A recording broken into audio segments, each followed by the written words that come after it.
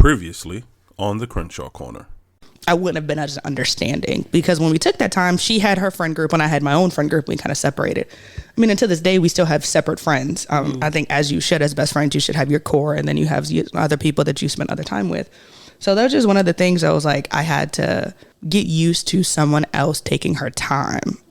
But once I had free time, I was like, cool, I'll fill this time with other people. Like I'll go find someone else to hang out with, or maybe I'll take myself or whatever. I'm still getting used to the take myself part. So we still getting there. But who pays when you take yourself? Do you go Dutch? Do you split it 50-50? No, it's Dutch. It's definitely Dutch? Yeah, it's definitely Dutch. Okay, cool. You pay for you. Yeah, I pay for me. So you're the only one at the table. Yeah, she don't like that all the time, you know, because that's all I got. Sometimes she like to be treated, but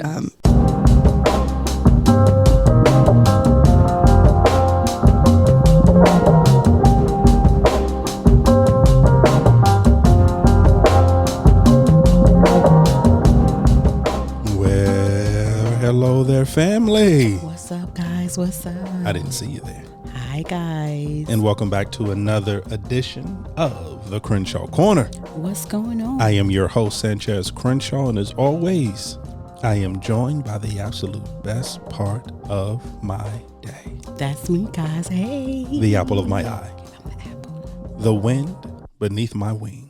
I'm not making no noise. Yeah, you're not going to do the noise this time? No, because you always got something to say. I'm just saying. I comment on the noises you make. That's all. I don't like your comments. The rib. I've turned the comments off. Did you turn the comment section off? I turned the comment section off. But carry on. I'm sorry. The rib that completes me. He's completed, people. He's completed. The Briscoe to my Logan. Mm-hmm. Yep, I'm going to stay right there. Come on. No, I'm not going to think. Lenny Briscoe? I don't know Lenny. Michael Logan? I don't know Michael. Well, he goes by Mike, though. I don't know these people. Come on. Miami Device? No. Yet, you're kind of in the right vein. Mm-hmm. Longtime partners. Lenny was the griddle veteran. Taxi? I said you're in the same vein with Miami Vice. How did you go to Taxi? Mike was the young hothead that Lenny had to keep reined in. No. Detective Lenny Briscoe. Detective Michael Logan. SUV. Close. You almost come a little earlier though. What came before? I guess SUV? Law and Order. There you go. There you go. Law and Order. Lenny Briscoe. Michael Logan. First of all, that's sad. That's sad. I don't watch that. You should though. It's an amazing show, and I'm going back. I'm kind of going back through all 33 seasons. So this is why I was tortured with that information. No. Actually, the reason. Well, first of all, I love Law and Order. It's actually really is an amazing show, but just the characters of Lenny Briscoe, Jerry Orbach, and Michael Logan, Chris North. You would actually know him better as Mr. Big. Okay, Sex and the City. Sex and the City. There you go. See that? Lead with that, baby. Yeah, you would know better as Mr. Big. Lead with the right information. No, but it was just an amazing show. Just the writing, the characterization. It was just an amazing show. It is an amazing show. So that's all. And plus, like I said, Lenny was the griddle veteran. He had been through some things. He had seen some things in life. You know, he had made his mistakes, and he was on the other side of those mistakes. And you know, Mike was the young hothead. So which one is me? Which one is you? Because I'm confused now. Oh, it's easy. You're the griddle veteran who's been through some things, made some decisions in life, but on the other side, you know, making the right choices.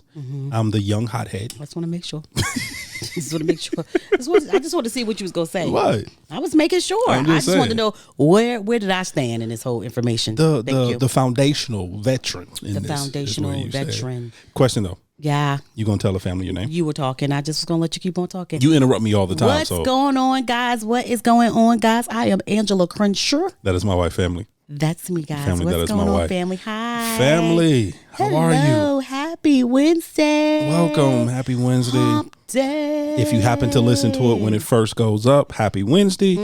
If you listen to it at a later date, whatever date you listen to it, happy day. Happy day. Happy day. Oh, happy day. Oh, happy day. Yeah. So kind of gonna do the opening, not really gonna do the opening. We're gonna do the opening, baby.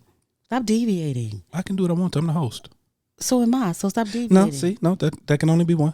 Well, like the Highlander. No. There can be only one. We're hosting. No, you're the Crenshaws are hosting this podcast. No. We're hosting. We're hosting. As we say in every opening, I am your host, Sanchez Crenshaw, and I am joined by my wife. So what am I, a guest every Wednesday? You're a guest. I'm a guest. Every Okay. Wednesday. Every Wednesday I'm You a are guest. I'm a guest. You are a long-standing guest. Wow.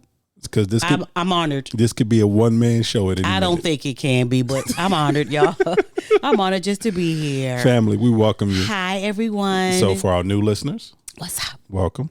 Welcome. However you found us, whether you're listening on iTunes, Podbean, Spotify, Google Podcasts, Amazon Music, iHeartRadio, Yes. or on our own personal website at www.thecrenshawcorner.com. Thank you. We thank you so much for Thank listening. you so much. And also, if a friend invited you, thank you. Invite her. Thank you, invite her. We appreciate you inviting them into our therapy session. We appreciate the invitee Yes. and the inviter. Yes, we do. Yes. And then family also for our returning listeners. Good song, returners. You already know how we feel about you. We love you, love you, love you, love you. So we just thank you so much for Thank you joining guys us. We for thank real, you for coming seriously. back. Yeah. Over 200 some odd episodes in. 3 years in the making of this. Yes. It was just crazy when we think about it. And it's all because of you guys. Thank you So we just so much. thank you. We appreciate you. Yes. And Absolutely. Yep. And as you know, we consider ourselves an interactive podcast. Are we though? Because I don't. You seem confused. We are. We're interactive We podcast. are interactive. Okay. Which means we can be found on the socials. Come on, socials. We're on Instagram. We're on Facebook. We're on TikTok. We're on YouTube. All under the Crenshaw Corner. We are. And of course, you can email us at any time at thecrenshawcorner@gmail.com. Yes. Once again, thecrenshawcorner@gmail.com. Yes.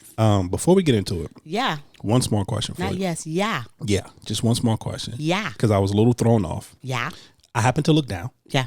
and I happened to look at the shirt that you're wearing. And I noticed that the shirt had words on it. And the shirt says E-Kids. Yes. It's a volunteer E-Kids shirt. You ain't never volunteered a day in your life in E-Kids. See, Wait.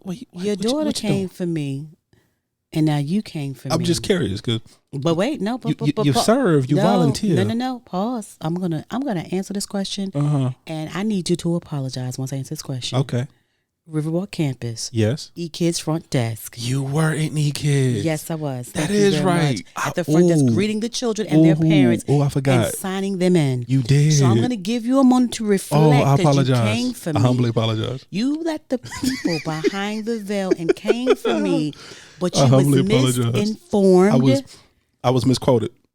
I'm waiting for the I didn't apology. accuse you. I was misquoted. No, I'm waiting for the apology. Carrie, I'm patient. I Please hold on, family, Please hold while I receive this apology, and I'm listening. And go. humbly apologize that you received false information that I was misquoted.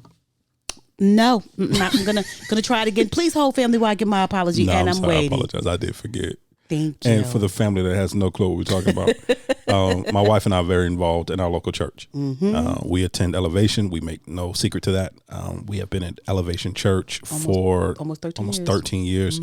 I think it's been about 13 years. Not yet. Almost. Yeah, we're not gonna say the name, but I think they're about 13. So But about 13 years. About 13 years. And part of how our church is set up is that it is predominantly ran by volunteers. Different aspects as far as like child E-Kids and greeting and ushers, things of that nature. And it's done by volunteers. And we serve and we volunteer within our church. And we have been pretty much since day one. So for about 12 years, we've been actively involved in serving and volunteering in our church in different capacities. right. And so my wife had on one of the volunteer shirts from the children's ministry.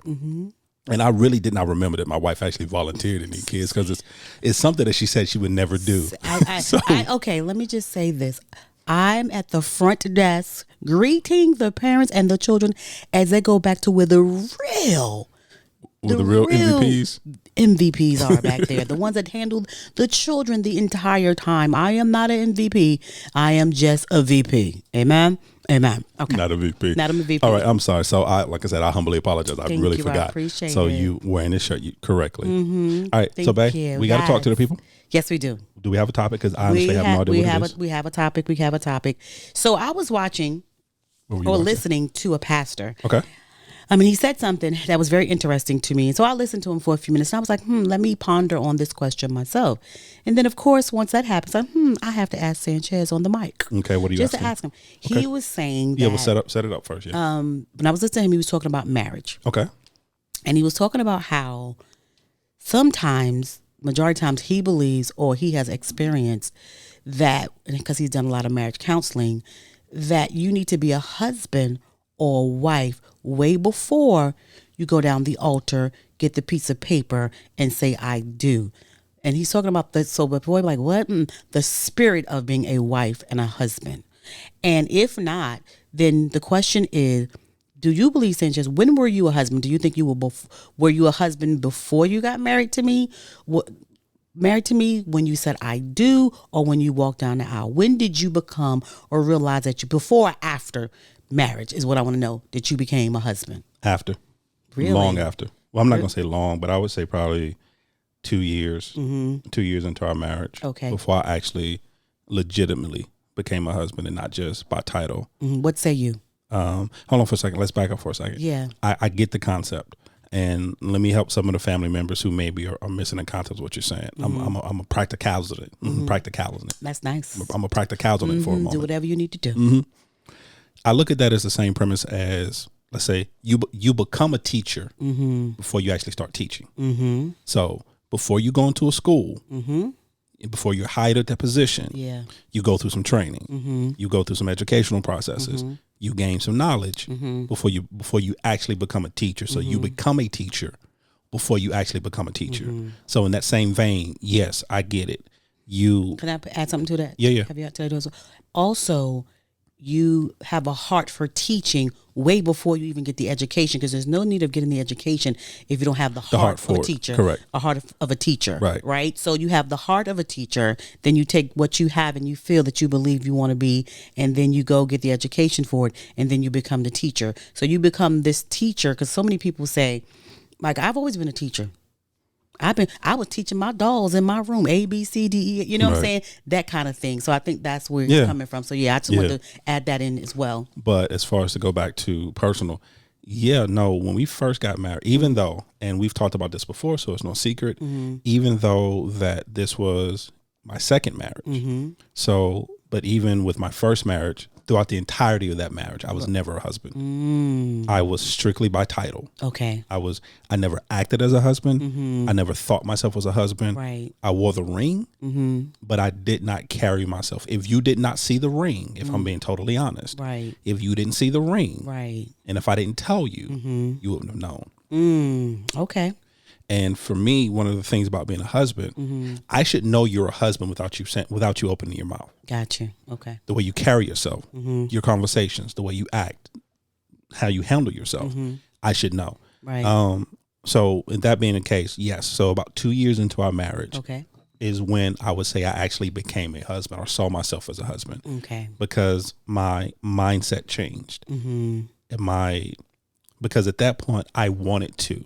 I wanted to know, not new, but I wanted to know what it took to be an effective husband. Okay. What it took to actually, I wanted to learn and understand. And I wanted to seek the knowledge of really what it took to be a husband, and not only a husband, but a husband to you. Right. But I think that's the part some people miss. Husband. Yeah, I think that's the part some people miss, where they go into a marriage and they try to generalize it. And they go into it and say, well, what should a husband do? Or what should a wife do? Right. Now, there are some basic principles, of course. Some foundation principles of what that looks like. Absolutely. But me being a husband to you was not the same as me being a husband to your first wife. My first wife. Right. Or me being a husband to you is not the same as our best friends and what their marriage looks like and what it means for him to be a husband to her. Right. So I had to learn, not only did I have to learn the foundational principles of being the husband, but then on top of that, I had to learn the foundational principles of what it meant to be a husband to Angela Crenshaw. Yeah. That makes sense? That makes a lot of sense. What about you? Did you go into our marriage being a wife or? Yeah. Did you? I did. You for real? I did. You sure? I did. Did you consult me on that? I went into our marriage wanting to be a wife. Okay. Before, and we've talked about this on air. Before I became your wife, I had made a conscious decision that the next person who would touch me in a physical way would have to be my husband. Right. I'd had enough of those type of situations, right? Okay. So, and I also knew that in order to do that, I had to do some things for myself. So I started dating myself and buying myself because flowers and taking myself to the movies and just doing stuff for myself. And the reason why, because I did not want that to be the obligation for you to fill a hole or void for me. Right. Right. And so I wasn't perfect at it. Like I just got it. Like when I got married, that's not the case. There was still some I'm every woman, I'm single lady to hear me roar in me. That Single independent ladies. Yeah, that I had that I had to really work on. But by the time me and you got married, by the time even when you met me, I was already wife material, to be honest. To a certain extent. Mm-hmm. So I was like, okay, there's certain things in me that I'm still working on. I didn't know that God was going to send me to you so full throttle so soon. So I still was working on my letting someone take care of me, let someone do something for me, me not having to do everything on my own. Right. So I was growing in that area, but I knew that I wanted to be a wife, and I had a heart for a wife, and I knew that it wasn't going to be easy, that it would be work, but I was willing to go from not letting anyone tell me what to do to allowing someone to submit the different perspective to me, right. and willing to compromise or willing to at least listen and try to change, if that makes sense. That makes perfect sense. Before, I wasn't willing to do any of that. Like I don't really, boy, please. Question. Yes. Question for you. Because I have the feeling that somebody in the family is posing this particular question right now if they're listening. How do you prepare yourself to be something you've never been? Well, what I did was I looked at, because again, everything you gonna look at everything is training for me.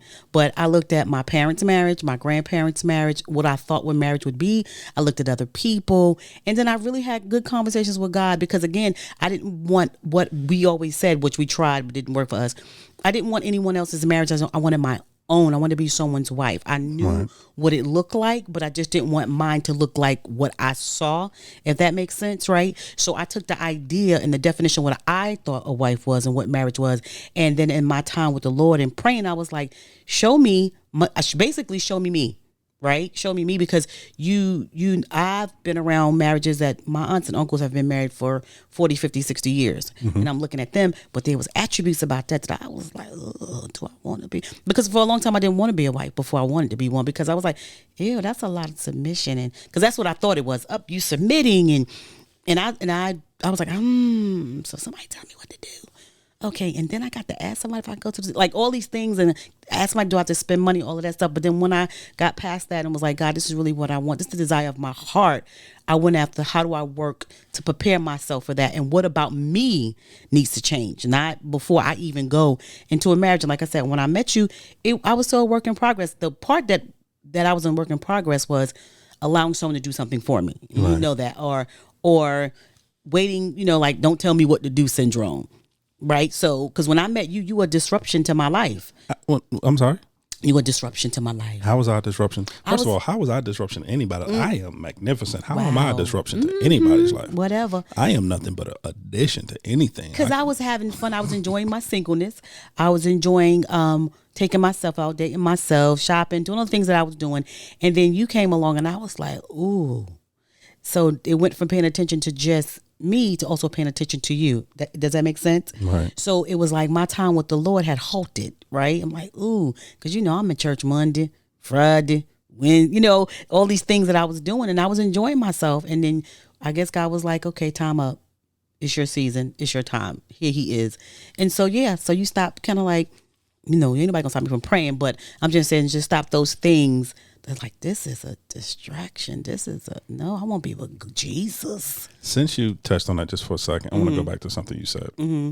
Because something you say, and a lot of women, single women, especially single, and I'm generalizing, but there's a good amount of single independent women that has an issue with that whole submitting to a husband, when it's really not what it is. And what happens is that we get fixated a lot of the time, and people do this with the Bible all the time. Yeah, they get fixated on one scripture, particular passage that makes them feel uncomfortable, and they neglect to go before or after. Because yes, the Bible does say, "Wives, submit yourselves unto your own husband." What scripture is that? That is, I'm right now. I'm reading Ephesians 5:22. Okay. So, and it says. And this is my favorite version. This is the real Lord's word. It ain't the Message Bible. This ain't the Message. You up in the King James? Thee thou though. I'm in the King James version. You up in there? Thee thou though. I'm in the King James version. Okay, let me hear it. So, and Ephesians 5:22 says, "Wives, submit yourselves unto your own husband, as unto the Lord. But what happens? They get fixated on that line, and they don't even get fixated on the words to your own husband. But anyway, but they forget the line before that, where Ephesians 5:21 says, submitting yourselves one to another in the fear of God. So it's not just the wife submitting. It's both parties. It's both husband and wife submitting themselves unto God. And for some reason, people have an issue with that. And so the reason I brought that up, because you touched on it. And so what I want to know, so like you said, you saw marriages. You saw 50-year marriages. You saw 40-year marriages. But what about the individual that did not grow up with marriages? What about the individuals who grew up in a family? Because there are some families where nobody's really married. They haven't really seen what an effective marriage looks like, but yet within their heart, they still want to be married. You know, there's still a longing for them to be married. So then with them have never really seen what a marriage looks like. So then how do they prepare? Because once again, how do you prepare for something you've never done? Right. Again, and I know you were like, oh, she's so super spiritual. You're going to have to pray, right? And spend some time with the Lord, right? And I believe everybody's seen a marriage before, y'all. Everybody. Whether you're on television and it's a hot mess marriage, right? Whether it's a what y'all call that? Romantic comedy? Yeah. Rom-com. Rom-com. Was that you trying to say? Yes, I was. But you've seen a rom-com, you thought that was great. We've all seen marriages, right? But we've seen some that work, some that don't work on TV. We've got girlfriends who's been married, or aunts and uncles. You've seen a marriage. You know what a marriage. No one's going to walk around here and say that they've never seen a marriage. No. Then you just no. You're not going to say that. But what I will say is you may have not seen one that makes you feel like you want to be married, because sometimes you can see a whole bunch of bad marriages and make that your example, because that's all you've seen, and said, I don't want to get married because marriages don't work, right? Because you haven't seen a great marriage, right? But again, it says to your own husband and to one another. So what you want to do is you want to pray and ask God, to make you ready for your husband. Right? Like you said, how can you be a husband to Angela? Not just a husband, but a husband to Angela, and asking God, how can you be a wife to whomever God is going to send you? And when I used to do that, it was like, first of all, Angela, there's some things there's some humps you need to get over, and there's some things that you need to work on for yourself. Right? And that's how I was able to know that my heart was ready at that point. Yeah, I'm ready to be a wife, and it's going to be okay. It came quick, but like I said before, it did. Yes, sir. Another question for you. Because once again, the Crenshaws find themselves on two different parts of the spectrum, which is common for us sometimes. Yeah, always. Common sometimes. That's an oxymoron anyway. But so let's go back to, because like I said, for me, so you're saying you came into our union prepared to be a wife. Yeah. You had your mind set up on being a wife. Somebody's wife. I didn't know it was going to be your wife. Somebody's wife. Right. That was. I came in knowing that the desires of my heart was to be someone's wife. Okay. Exactly. So I was already somebody's mama. Right. And I came in only knowing that I loved you. Right. That was it. Not necessarily wanting to be a husband, because like we've said on the microphone before, us getting married was never. It was never. You and I talked about marriage when I asked you to marry me. Right. That's the truth. That's when marriage came up. That's when the topic of you and I being married came up. When I physically muttered the words, will you marry me? Because, correct me if I'm wrong, but before that, we had never talked about being married. We were best friends. I was trying to hook you up with some people. Yeah. Wrong people, but some cuties. You're not going to do that again. Because I had even went so far as to say that I would never be married again. Yes, you did. So marriage was not in the cards for me. But I knew that I loved you. Right. I knew that my spirit connected with your spirit, my soul connected with your soul, and I knew that I could not envision the remainder of my days on this earth without you. Right, right. That's all I did know. Right. So if you go into it with you knowing that you wanted to be a wife, me not necessarily wanting to be a husband, and now there's a 2-year gap where you and I are not on the same page when it comes to that. How did you deal with that? Well, first of all, did you know? And how did you deal with it? Well, the first thing was knowing that this was a work in progress. Because between that 2 years, I had threw your little ring back to you. I didn't You gave did. You and I threw it gave in him my his head. little. I did gave him that little ring back, bro. I ain't got the you time. I don't have the time or the capacity. Threw it right and in I my was like, head. Lord, now I told you the desires of my heart. I said I wanted to be a wife, and so you sent this man. I said I wanted to be a wife. I didn't know who my husband was going to be, Lord. But then you done sent this little crazy joker here. Told me to go live with my daddy. Live with your daddy. Go on to your daddy house. I didn't care what you do, but. Pack I was taking his little clothes out the closet. As I'm taking them out, he put I'm them putting back them right in. back in. Hang my stuff back up. Lost your mind. But I lost my mind.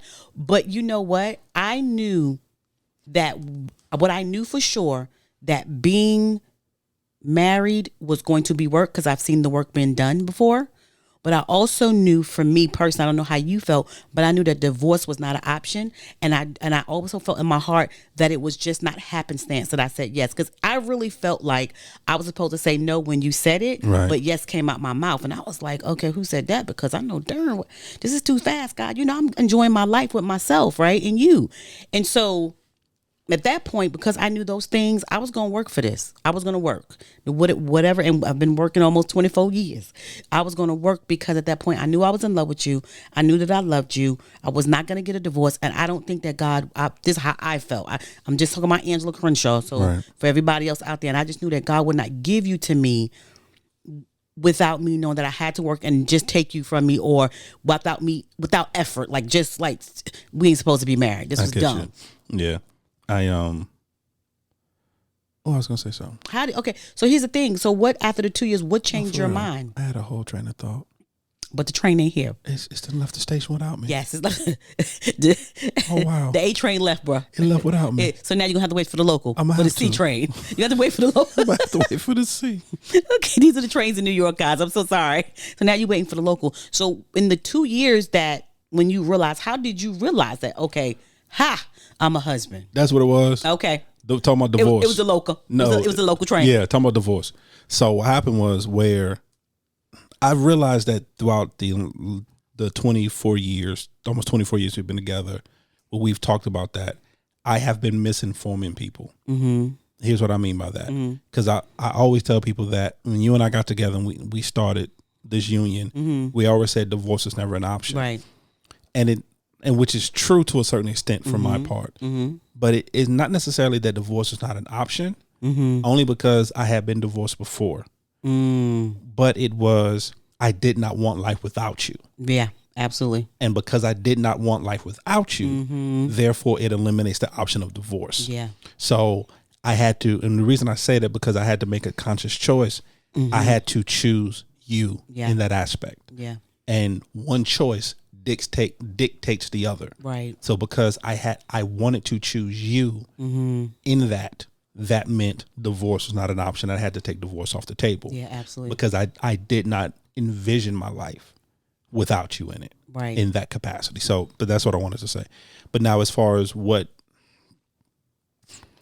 I didn't want to, for me, what made me realize that I was not being a husband and that I had to be a husband is because you deserved a husband. You deserved what you were looking for. You deserved to have someone who was going to commit themselves to you fully in that way. Right. And I was like, I'm doing the basic things, I'm not running around. I'm not beating her. I'm not being verbally abusive. I'm not being physically abusive. Right. I was like, okay, so I'm not doing these things. So that's surely this is enough. So surely that's This is enough. enough. When it's like, that's really just the bare minimum. That's like people running around saying, well, I got my own car, I got my own house, I pay my own bills. I'm sorry. That's the bare minimum to being an adult. It's adulthood. That's called adulthood. That's called being a responsible adult. Right. So the fact that you have your own car, the fact that you pay your own bills, the fact you have your own home, okay, That's great. That's barely separates you from being a child. Great. Okay, great. Okay, Welcome to adulthood. Welcome to adulthood. Welcome to the entry level of adulthood. Ooh, because you ain't seen nothing yet. You're not even on the ground floor. All you've done is swiped your badge at the door. Yep. You haven't even entered the building yet. Here we go. So I to me, I was like, okay, she deserves more than just the bare minimum. Right. So I had to start changing my own mindset. And I had to say, okay, what does being a husband to Angela looks like? Yeah. What does she need? What can I do for her? what sacrifices, what adjustments do I have to make? And then once I started having those conversations with myself, and then at that point I was like, okay, yeah, this is actually what being a husband is. It's not that, there's some basic things as a husband I have to do. I have to provide, I have to protect. Yeah. I'm good with that. I'll do that. But within that, under that umbrella, it comes to more things. Right. Because I think what happens is that as men, we forget protecting and providing is not only a physical and financial thing. I have to protect your heart. I have to provide for your emotions. Right. You know, I have to feed not only do I have to put food on the table to feed your physical body, but I have to feed into your emotions. I have to feed your emotions, your mind, your body, your spirit. And when it's feeding into emotions, not, you going on an emotional roller coaster and I got to ride the ride with you. No, it's, okay, you're a person that you like to watch movies together. Okay, so I got to block out some time in my life to know that I got to sit down and watch a movie maybe I don't want to watch. You're so good at I don't mean no harm, but now I will say you are super good. When we first started that, there would be so much mumbling, grumbling. Y'all be so much mumbling, grumbling. But now I guess that we've worked towards that, that you will be like, okay, here we go, baby. Yeah, and plus, I had to get out of my own way because a lot of the times what happens is that we get annoyed because somebody wants us to do something, or we get annoyed because somebody wants us to spend some time doing something that necessarily we wouldn't do. Exactly. But then I start asking myself the questions. What's the harm? Right. Like when I really peel back all the layers and I really look at this, it is 45 minutes, an hour and a half out of my time that I watch something that maybe I wouldn't watch and I will not watch again. Your favorite lie. Yeah. But the enjoyment that you got out of watching it with me or having that experience together, that 6 months down the line we'll start joking and talk about the dumb movie that we watched. Yeah. You know, so I started asking myself last night. What was it? First of all, you're not going to do that. You're not going to do that. Nobody is a good movie. It is a really good movie. We're not talking about nobody. So what are you talking about then? Steve Austin. the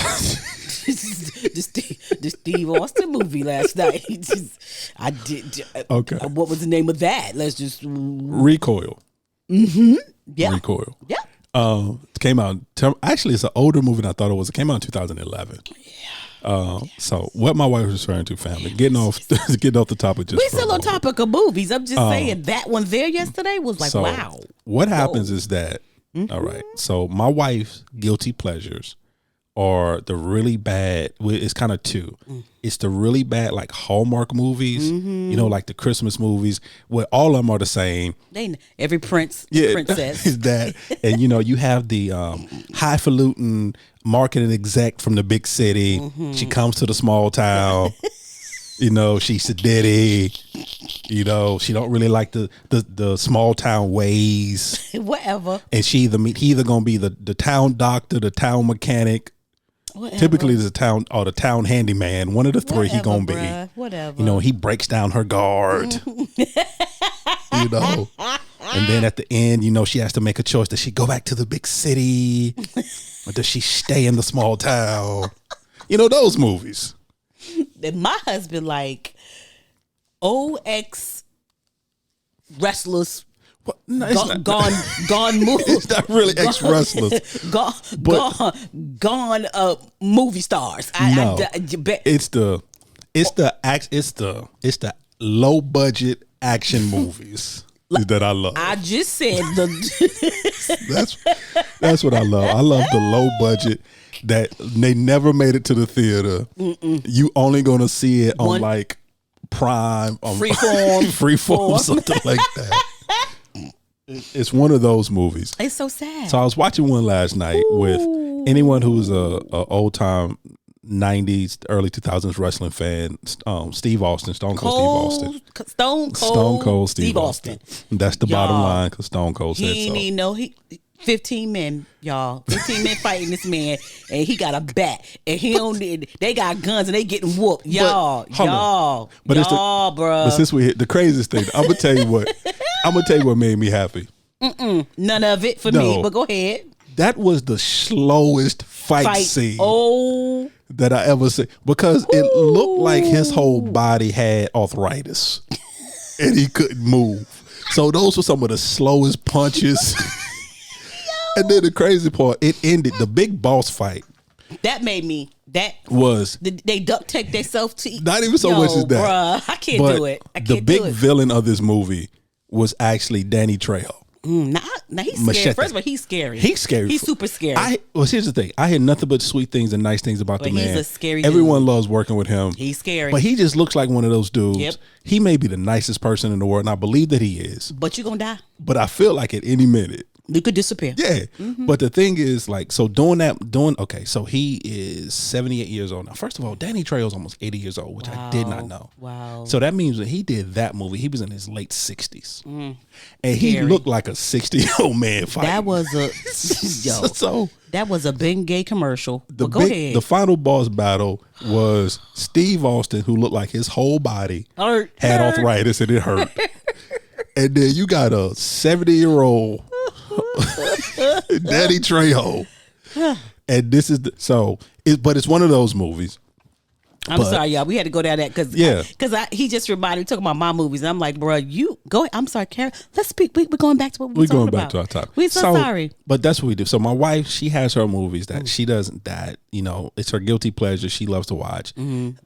This is not something I would do. But then I had to ask myself once again, getting back on topic, is that what's the harm? If the worst thing that comes out of this, I've watched a bad movie, but the best thing to come out of this is that my wife is happy. We've spent some time together. Yes. We've enjoyed, even if I didn't enjoy the movie, I enjoyed her reactions to the movie. It's a great movie. I enjoyed, discussing the movie with her. I enjoyed making fun of the movie As much as he can. as much as I can. Yes, he does. So I started asking myself, and that's when I know also that my mindset was becoming more of a husband, because not necessarily the big sacrifices, because of course in a relationship, for the most part, we're all willing to make those big sacrifices. Yeah. We're all willing to get up early in the morning, go to work. Yeah. We're all willing to do that. Make sure to, don't buy this particular thing so the family can have what they need. The big things. Big stuff. It's the big stuff. But it's the little things. It's those little sacrifices. Yeah, that means a lot, to be honest. I've worked for 13 hours straight. I haven't had a break all day. When I left, the sun was down. And when I came home, the sun was down. And it's the moment I step foot in the door, because my wife hasn't seen me all day, she wants a little bit of my time. Yeah. So I have to make a choice. Do I totally blow her off because I've been busy all day? Or do I give her just a few minutes of my time? Because for that moment, that's all she needs. Right. So my mindset started changing, and how I looked at things, and how I started, and how I talked to you. Yeah. And the things I used to say. Yeah, absolutely. Because before, for me, what it was. Comes out. Yeah. And I justified it by, it's the truth. Yeah, it's the truth. It's the truth. Just who I am. Yeah. So I justified a lot of the things I said and a lot of the actions I did by, well, it's the truth. If it's not my fault if you can't deal with the truth. Your perspective. Yeah, it's my perspective. You can't tell me my perspective. Right, exactly. Which is such an immature statement. It really is. It's such an immature statement. Because yes, things are truth. There are some things that empirically are true. But like always, it is the way that you say stuff, how you bring it to people. It's how you bring it to people. Absolutely. Because yes, I can tell you the truth. Right. That is undeniably the truth. That you can't find any flaw in it. But if you can't accept it, right, because of the delivery, right, it does no good. Yeah. So I had to understand that. So I understand, I may be telling, and I'm doing air quotes, family, I may be telling the truth, but what is my delivery in the truth? Am I doing it with malice? Right. Am I doing it with love? Right. Am I doing it for gentle correction? Am I doing it for pettiness? It's what your motives are. What are my motives behind what I'm doing? What your motives are? When you were just saying, I was laughing because Amazon. What about Amazon? How they deliver your packages, right? And if your package is all crumbled up and thrown together and given to you, even if the stuff that's inside of it is good, you can't get past the delivery, so you can't even enjoy what's good inside. You ever realize that you get What happened? No, go ahead. I got something for that, but go ahead. You know, you can't even enjoy because you're still so angry. My box is crumbled up and da. So by you get to what you really wanted that was inside, you're still so angry you can't even enjoy. You're like, whatever, just baby, just put it in the room. I don't, because you can't calm down from it. So you have to be careful. Even if your intentions was good, your delivery can mess up at what you thought was going to be good for the person to receive. They don't even receive it the way that your intentions was or how you intended it to be given to you. What also helped me change in being a husband and my mentality about being a husband and in that aspect of my delivery and how I talk to you was, and say what you want. And I always say this, say what you want, feel how you want, but there's certain things that you can never take away. Yeah. And the importance of the Cosby Show. Come on now. You can never take away. Yeah. The importance of the lessons that were taught on the Cosby Show, not only from an African American standpoint, from a cultural standpoint, from a family standpoint, from a husband and wife standpoint, from an intelligence standpoint, there are certain things you can never take away. Yeah. And what helped me change, what gave me a aha moment was from an episode of the Cosby Show. And once I started talking about it, you know what I'm talking about, is when Vanessa went off to college. Yeah. And she came home. Oh, I know exactly what you're talking about. And she came home with Dabness. Dabness. That was his name. It was Dabness. It was Dabness. And she came home with Dabness.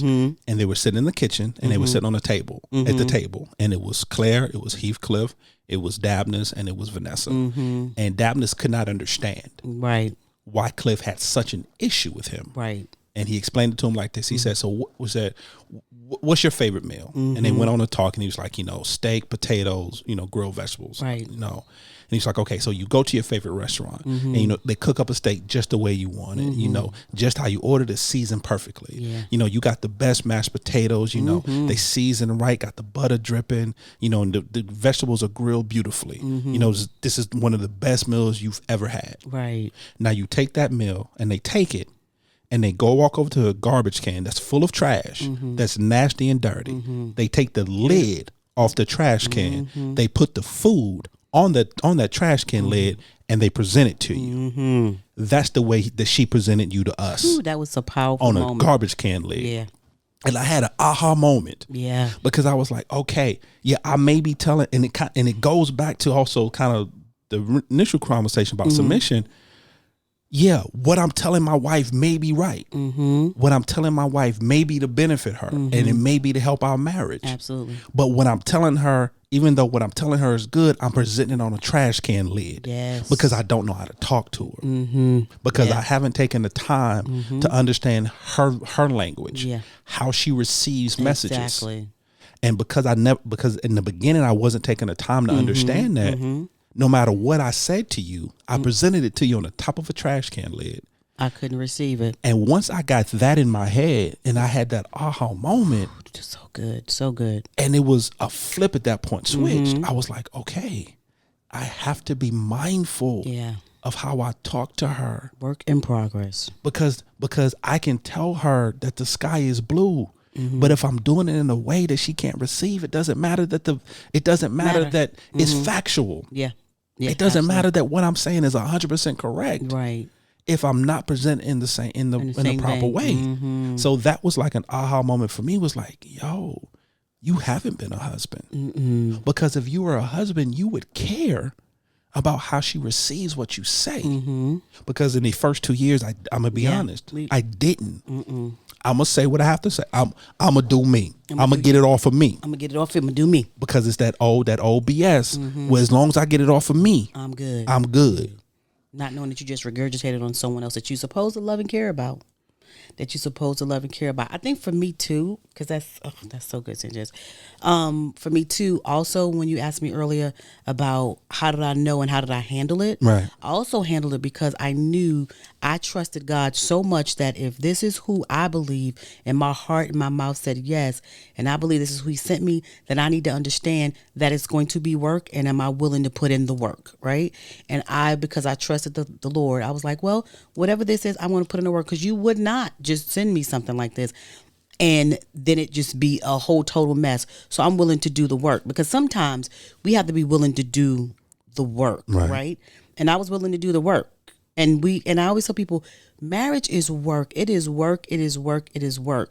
There's sometimes going to be two people that's coming in and it's okay that they both didn't come in to be a husband and wife, right? They didn't realize that until they got the paper, until they got the last name, right? Because some people, I talk to people, they'd be like, when I realized that I was married, when I changed my last name. Now, they ain't changed the last name the whole year.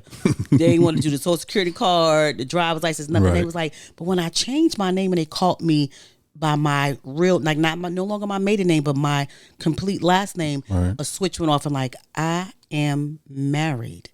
And it's like, whoa, hold on. And so it's so funny that people say that. And my thing is this. We are all different. We're different. Some going to get it in the beginning that was the desires of their heart, right? There's some going to get it like you did in the midst of the marriage. There's some people that's going to get it when they get the piece of paper. Right. It doesn't mean that anything is wrong. It's just saying knowing when you got it, knowing when you knew that you were a wife, knowing that you knew you were a husband, and be willing to work from that position in that place, and be willing to work. And a lot of times we don't want to do that. We don't want to put in the work. We don't want to admit that I don't believe that I'm a wife right now. Because when you say that to people, they be like, but you married. They make you feel bad about that. Yeah, they do. Like, I don't feel like I'm a wife. They make women feel, or men feel, if they say, I don't feel like I'm a father. Or I don't, even they got, or a mother. I was going to say that. They're like, what do you mean you got kids already? I was going to say that. I understand that. That's not what, I'm not saying I'm not going to be their mom and dad. But right now, I'm not connected to it. Yeah, I don't feel, because once again, and I'm so glad you said that, because there are some parents out there that they feel like a wife, they feel like a husband, but in this season, they don't feel like a parent. And it's okay. Yeah. Because just because you don't feel that emotion right now, it doesn't mean that you don't love them. Right. It doesn't mean that you're not going to protect them. It doesn't mean you're not going to provide for them. It just means that for that particular thing, the switch hasn't clicked yet. Because and that's one thing. If you ever notice any new parents we talk to, always asking that question. Yeah. You feel like a parent yet? I feel like a parent yet? Do you feel like a father yet? Do you feel like a mother yet?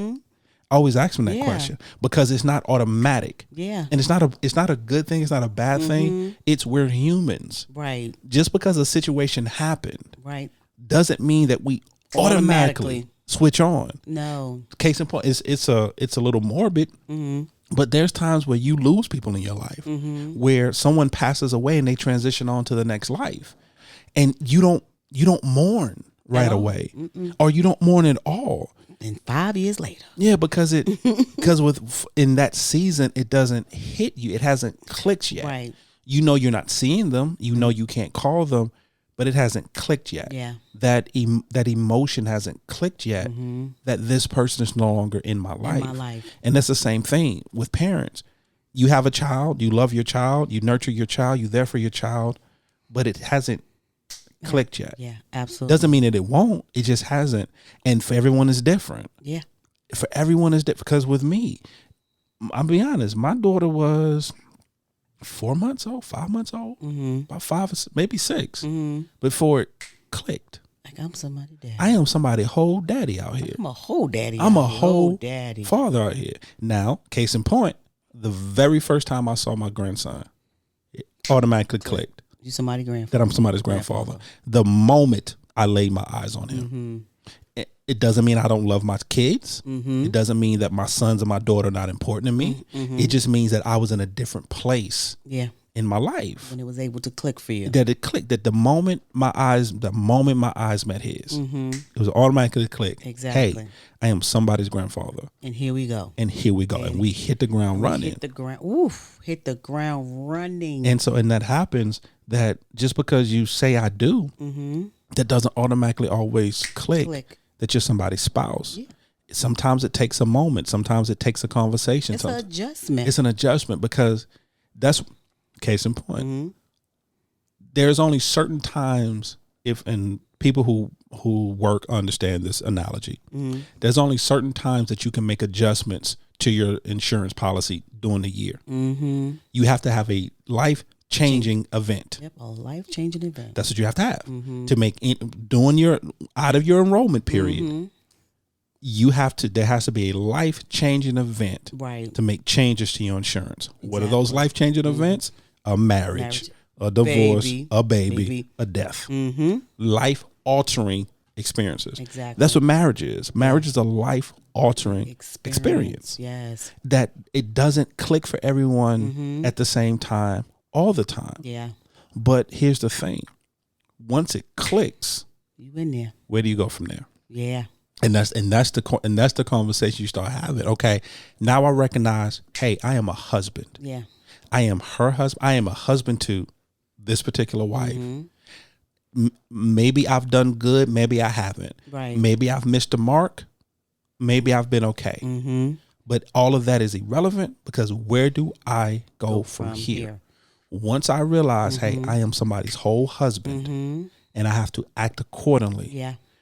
What conversations do I need to start having? Now, what honesty do I need to allow her to have with me? Because maybe I have missed the mark and maybe there's some things that we need to discuss. Right. Maybe there's some hurt there Right. that we need to discuss. Maybe there's some resentment there that we need to discuss. Maybe there's some unmet expectations there That we need to discuss. But now because I realize, hey, I am somebody's whole husband, let's start having these conversations. And for me is like, God, I knew I wanted to be a wife. My heart was already in it. I was already a wife from what I believed that God did for me way before I got married. But then I got married and then I had to go, okay, but now I'm Sanchez's wife, right? Because before I want to be a wife, I'm preparing myself for my husband, but I didn't know who that was going to be. And then you go into it and I'm a wife, I'm preparing, and then you be like, and there he is. And I don't know if I prepared for the foundation of what I believe that marriage was and what God told me marriage was, right? But now I have to now take that foundation and build upon it because I'm married to a person now, right? I was married to a dream, a desire, but now I'm married to the physical human being that I've had the dream and desire about. And now for me, it's no longer a theory. It's not a theory. So now I have to be a wife to this human being who came with stuff, came with baggage, came with whatever, and they have to come and deal with whatever I came with also. You know what I'm saying? Yeah. So it is one of those things where I will always say over and over again, I am so excited and elated to be married to you, and I'm so elated to be married. But what I do know for sure that it is I choose you every day, and I choose to work towards our marriage every single day. It is a true blessing and a true choice that you have to do every single day. And I don't know how much more on this microphone we can say because we say it all the time to people that it's a choice and you choose every single day. Don't worry about yesterday. That's gone. I choose him today. Let's see what we're going to do together today. So yeah. That's your final thought? Yeah. I think that's a good place to end it. You think that's my final thought? No, I know it's not, but at least I ask first. You were good to me. Yeah, that's my, yeah. That is your final thought? Let's see what happens. Let's see what happens. Because you be like, okay, so baby, so it's real simple. And then it make me think of something. So go ahead. Let's go for it. Actually, what I'm going to say is real simple. See, it's that right there. And what I'm going to say with the whole, when did you realize you were a husband? When did you realize you were a wife? I'm not going to touch on that. I think we've talked enough about that. My final thought is, I'm going to piggyback off something you just said. Make a choice. Yeah. Make a conscious decision. Gentlemen, when you wake up in the morning, after you thank God for allowing you to wake, you make a choice to choose your wife. Choose. That day, don't, like my wife said, don't worry about the previous day. Don't even worry about tomorrow. That day, in that moment, choose your wife. Choose to be her. And not only do you choose your wife, but you choose to be her husband. Yeah. And you choose to be the husband, not that you want to be, but the one that she deserves. But the one that she deserves and the one that she needs. And most importantly, the one that God tells you to be. And the reason I'm going to say not the one that you want to be is because sometimes your needs and what you need does not align. Let me rephrase that. I'm not going to say need. I'm going to say want. Your wants don't always align with what's best for you, what's best for your marriage, what's best for your heart, and what's best for your soul. Amen. Because sometimes them wants will get you down a path that you can't recover from. My God. So be careful about them wants. Yeah. And so that's why I say every day, choose to be a godly husband. Choose to be a godly man. Choose to be the husband that God designed you to be For her. For her. For your own wife. For your wife. Submit yourselves to one another under God. Mm-hmm. And onto your wife. Onto your husband. Mm-hmm. That is my final thought. That was great, babe. I feel good. I'm not gonna have a final thought. Yeah, we're gonna end it there. Family.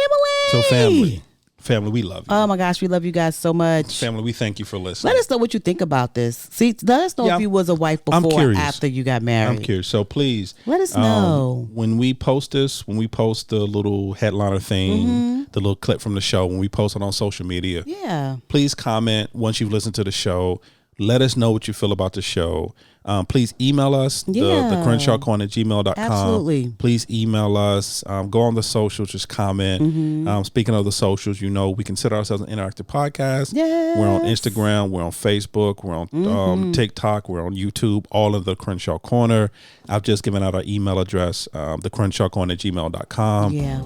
However you're listening, whether it's iTunes, Podbean, Spotify, Google Podcasts, Amazon Music, iHeartRadio, or on our own personal website at www.thecrenshawcorner.com. Family, we love you. We thank you for listening. We love you guys. And as always, family, love you. Welcome to our journey. Bye.